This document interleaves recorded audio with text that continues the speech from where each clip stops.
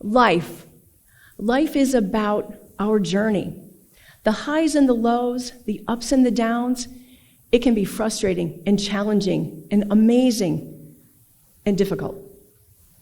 And as we go through life, I think we can control some things. We can't control everything.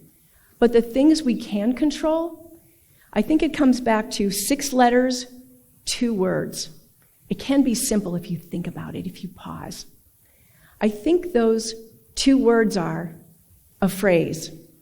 What if? What if? Say it. What if? So I think if you say it with inflection, it can take you down different paths. Are you challenged and frustrated and you say, what if I try and I fail? What if I try and it doesn't work? Or what if you try and it does? What if you succeed? What if you give yourself a chance? We all need to do that if you empower yourself. We hold the key if we listen, if we pay attention, if we try.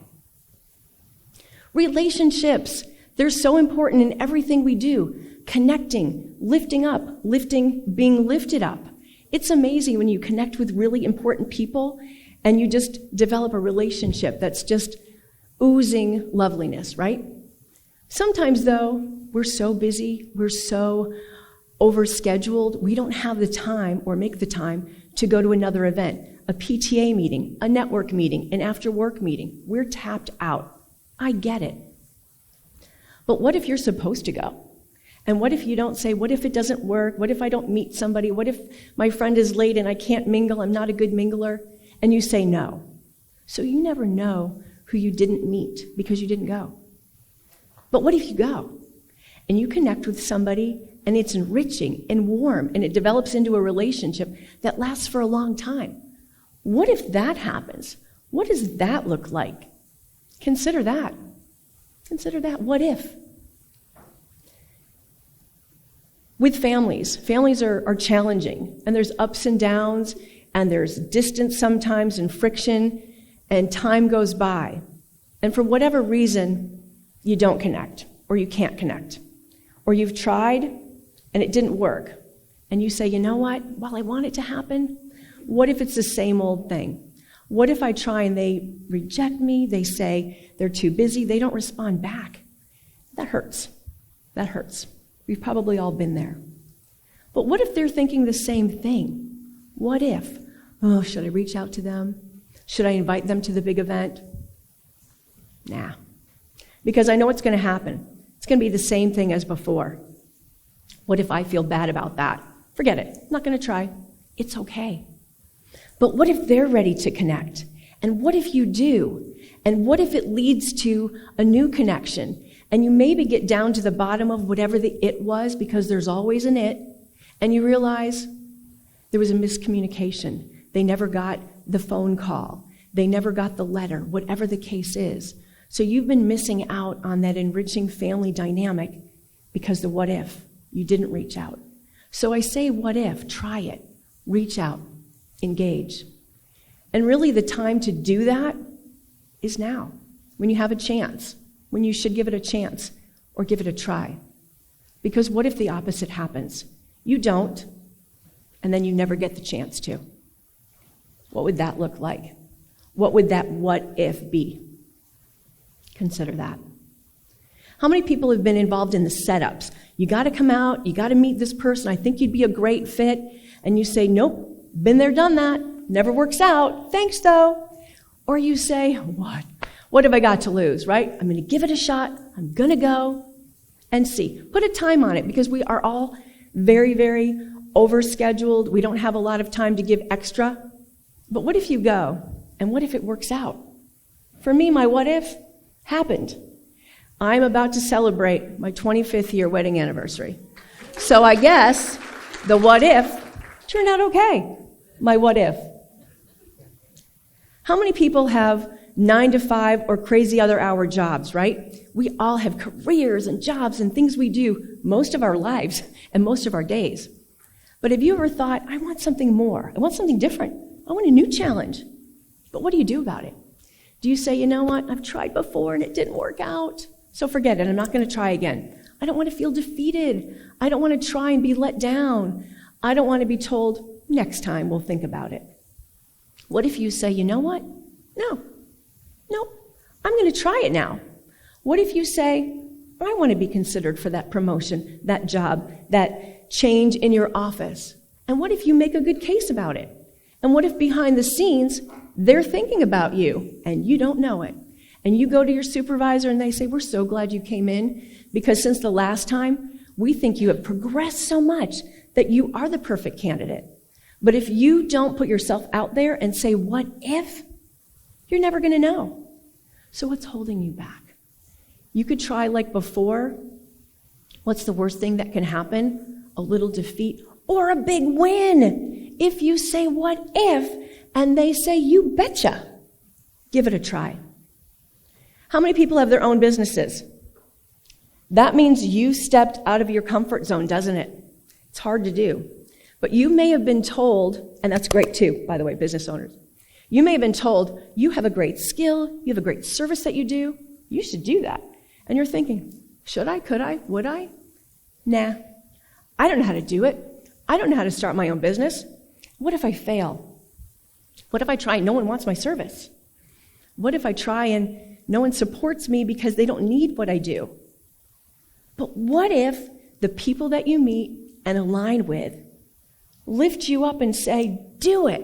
You should do it. You should give it a try. So your side hustle, you're onto something. You're onto something. And what if your side hustle becomes your main hustle? And then your 9-to-5 hustle goes away. What would that look like? Would it give you freedom and opportunity and great joy and opportunities that you haven't even considered? Perhaps. I bet the people in the audience who raised their hand are thinking, it did. It does. So maybe you're in that space, and maybe that time is now. If you say, what if? What if I believe in me and give myself a shot? What if? Who's holding you back? Gut check. Who follows their gut? I do, all the time. I think it's important. I tell my kids to trust it. I trust my gut.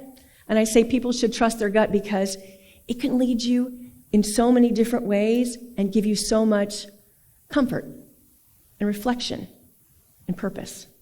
And sometimes you might get involved in a situation where you offer an opinion when asked, or you offer some guidance and it's not really received really well and you feel bad. You're like, oh, I shouldn't have gotten involved. But sometimes they could be like, you know what? I've thought about what you've shared with me, and that was awesome. That was on point. And you feel good about that. You shared that. Different situations could also come up where you're like, I don't know if something's quite right. Maybe I should check into that. Maybe I should ask questions. One of those times for me involved a conversation with a neighbor. We were on the phone talking about normal stuff. Then she had to go abruptly, and it was a little jarring, but that happens. And I thought, what if I call back, or what if I get involved and it's nothing, It doesn't really matter. What if I look into it and see if there's something more to the situation? So I did. I ended up running down the street, knocked on the door. No one answered. I knew they were home. So I walked inside. I saw a commotion on the pool deck. You probably know where I'm going. I'm like, what is happening? There was a 4-year-old little boy who had fallen in the pool with his clothes on. What? Mom is on, who I was just talking to on the phone, calling emergency services, and I'm like, oh my goodness, I have to jump into CPR. The child was blue, the eyes were wide open, and I had to remember what I remembered about CPR. So I start. I do the chest compressions, I do the blowing into the mouth, making sure nothing was in the mouth, and I'm praying that I'm doing the right combination, because that child is any child in front of me. I'm freaking out, I'm panicking, but I'm trying to go into what do I have to do mode. After about 45 seconds or a minute or so of this, I think I'm doing the right combination, and then all of a sudden he flails backwards, and I'm like, oh my goodness, Mom, something's happening, because she's still on with 911. And we keep doing it, and we keep doing it. Mom comes over, he's kind of coming back, the blue is subsiding and fading, And I'm so thankful and relieved. Oh my goodness. They end up emergency services. I can now hear them in the background, the sirens. They get there. He's coming back. He's coming to. I'm so relieved. I'm thankful. I can't believe it. They end up taking him to the emergency room. They keep him overnight for observations. I'm happy to say it's 14 years later. He was fine. But I wonder after shaking, what if that gut check didn't happen?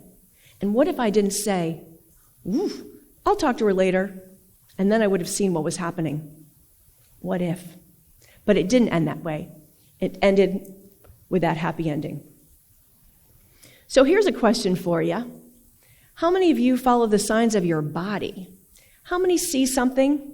You don't say something. You ignore it. Because you know, right? We're all doctors here, right? Yep. Nope. I know that. Because I too had a situation like that. I saw something, I'm like, too busy to look into it. We look into it for everybody else. The kids, your husband, your wife, moms and dads. Us? We're too busy. We're too whatever. So I saw something and I watched it. I said, what if it's nothing? What if I take time off from work? What if I go in and it is nothing and I've lost time? I can't do that. So I watched it. Not for a week or two, for 4 to 6 months. Don't do that. So when I finally went in and I'm like, I'm sure it's nothing. They couldn't find anything. They referred me to a specialist. Okay. So after I saw the specialist and I'm waiting for the what if, what are they going to tell me? Because I'm sure it's nothing or minor. They come out of the room. And instead of getting right into what it was, they were kind of looking around me. And I'm like, what are you looking for?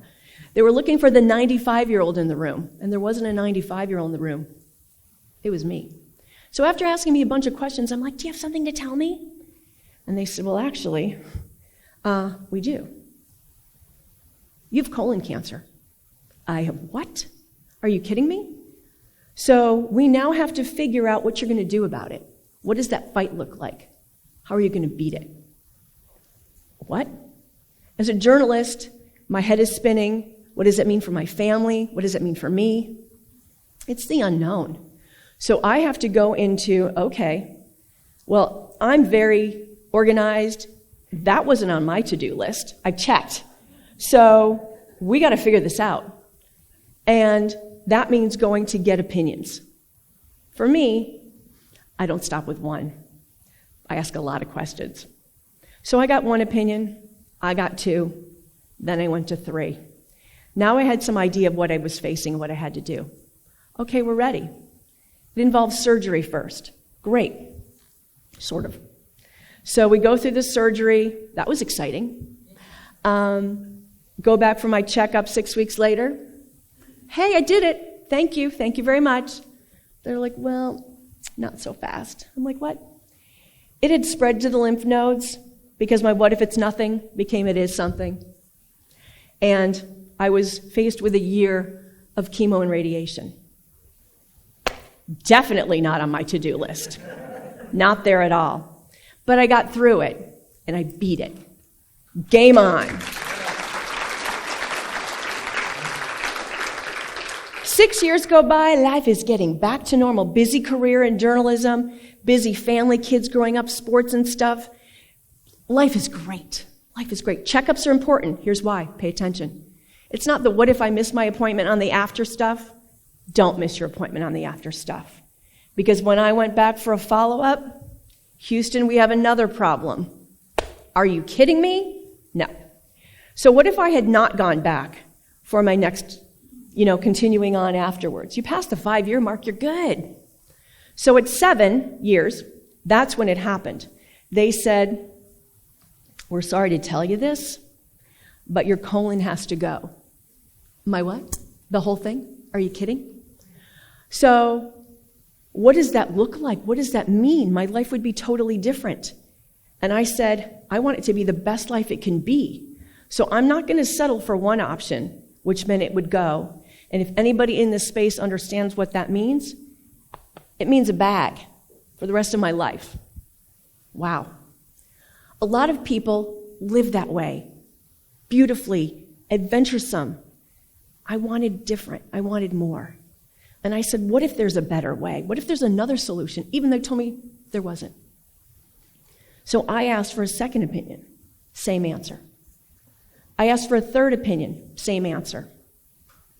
That was almost it. But I tried for a fourth. Guess what? The what if worked. He said, we're going to try something. I think it could work. You'll have this for a little bit, 6 months. But I think after that you heal, we try it, it could be reversed. Let's do it. Because what's the worst thing that can happen for me?